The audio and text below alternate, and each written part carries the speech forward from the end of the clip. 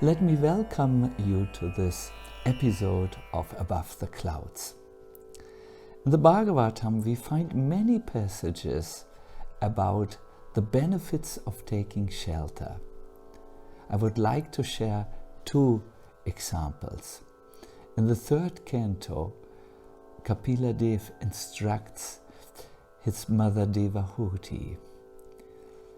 The terrible fear of birth and death can never be forsaken by anyone who resorts to any shelter other than myself, for I am the Almighty Lord, the Supreme Personality of Godhead, the original source of all creation, and also the Supreme Soul of all souls. In other words, it is Krishna alone who can grant shelter.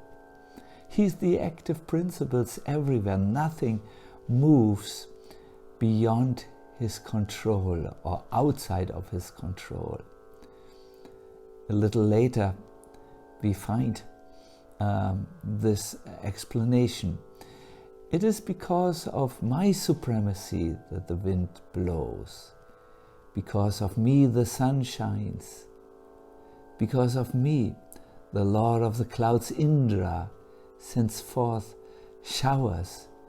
And because of me, fire burns, and death goes about taking its toll out of fear of me. In other words, it is Krishna who is the cause of all causes and behind everything that happens here in this world and beyond. Therefore, Kapila Dev says, therefore persons whose minds are fixed on the Supreme Lord engage in the intensive practice of devotional service. That is the only means for attainment of the final perfection of life. A similar advice was given by Suniti, the second queen of King Uttanapad. When her little son Dhruva was rejected by his stepmother and also by his father, he had come running for shelter and solace to his mother, Shuniti. But Shuniti told him very clearly, my dear boy, you also should take shelter of the Supreme Personality of Godhead, who is very kind to his devotees. Persons seeking liberation from the cycle of birth and death always take shelter of the lotus feet of the Lord in devotional service. Becoming purified by executing your allotted occupation, just situate the Supreme Personality of Godhead in your heart and without deviation, not even for a moment, engage always in his service. Srila Prabhupada gives a beautiful purport that has always enlivened my heart. He says, Suniti advised her son that the Supreme Personality of Godhead is known as Bhritya Vatsala, which indicates that he is very kind to his devotees. So she said, you came to me crying, having been insulted by your stepmother, but I am unable to do any good for you. However, Krishna is so kind to his devotees that if you go to him, then the combined kindness of millions of mothers like me will be surpassed by his affectionate and tender dealings. And now comes the sentence which gives a lot of encouragement. When everyone else fails to mitigate one's misery, Krishna is able to help the devotee. Let's hear that again. When everyone else fails to mitigate our misery, Krishna will not disappoint us. Krishna is able to help the devotee. This moving or going to Krishna is a gradual process. Sometimes we are not doing so well, and we may be even overwhelmed by obstacles on our path. However, if our goal is clear, then even these obstacles on the path turn into stepping stones that help us to move forward. But we have to have this goal of taking shelter. There's a beautiful story in this connection in the Padma Purana. It's about a king and his queen. The king once was in the forest in an assembly of ministers and friends, and a deer came to the king and stayed with him. Stayed in his close vicinity. This deer was traumatized. It just had encountered tigers and had just merely escaped. So when the deer saw the king so peaceful, it just felt, I'm safe if I'm with this human being, and in this way took shelter. However, the king became curious. Why is the deer coming so close? He got up and with his sword he struck the hip of the deer, although the deer had sought his shelter. As a result, both the king and the queen, who had stood nearby and confirmed or encouraged her husband to do this sinful act of striking the deer out of curiosity, what's with this being, they were reaping their karmic reactions, and finally they were reborn as a male and a female frog. So once they lived, they heard some men who were going on the path to the Ganga, and they saw the enthusiasm of this man, and therefore decided, let us undertake a pilgrimage to the Ganga in order to get completely free of our sinful reactions, and then cross the ocean of this agony.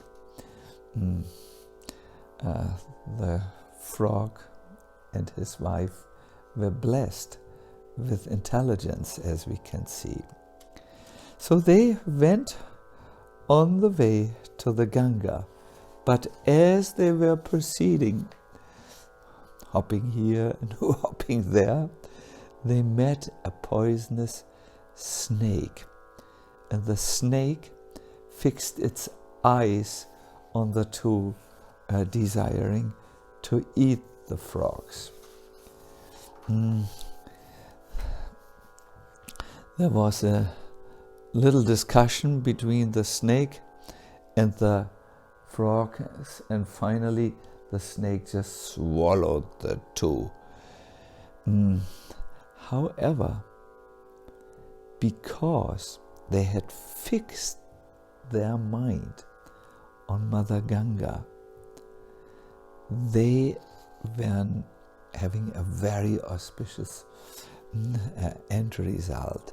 First, they were transported to the heavenly planets, where they enjoyed material happiness, and then finally they went by the mercy of the Lord, they went back to the spiritual world and obtained liberation. That's because their mind was fixed on their ultimate shelter, Mother Ganga. There's a verse in the Padma Purana which says, "There is no doubt that anyone who dies on the path when on pilgrimage to the Ganga will go to the highest abode." So surrendering is described in Sanskrit as sharanagati, or gati, moving towards sharana, or shelter. It's a process, a gradual process, but anyone who goes on this path having the goal in mind that I'm taking shelter at Krishna's lotus feet will not be met by obstacles. He will not be put in problem. How do we make our, let us say, how will we move forward in taking shelter? Well, it all starts with humility.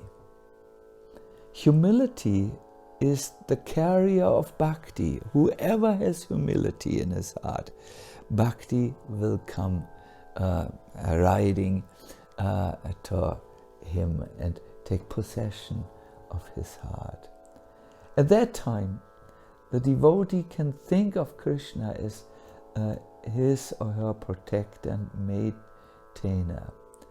And filled with a heart of gratitude, such a devotee is strong enough to accept favorable circumstances that increase his or her spiritual life and reject the unfavorable circumstances. Then finally, after practicing humility, after changing the vision of and seeing Krishna, no one else, as the protector and maintainer, and after accepting favorable circumstances and rejecting unfavorable circumstances, one is mature in full surrender. Now, anyone who goes on this path, starting with humility, must know that Krishna watches very carefully over them, and then as the Bhrityavatsala, or the friend of his devotees, the kind friend of his devotees, Krishna will help such a soul. Therefore, when we move on the path of taking shelter, when we move forward in this direction, we are never alone. We are never without help. Krishna becomes attentive to someone who walks this path from the very, very beginning. And just like in our story from the Padma Purana, even when there are obstacles, Krishna, and even if death should be there, Krishna will ultimately make the arrangement which will bring the devotee to his safe lotus feet. Therefore, the road of taking shelter is the safest place in this world. Thank you very much for listening. I will meet you very soon for the next Above the Clouds.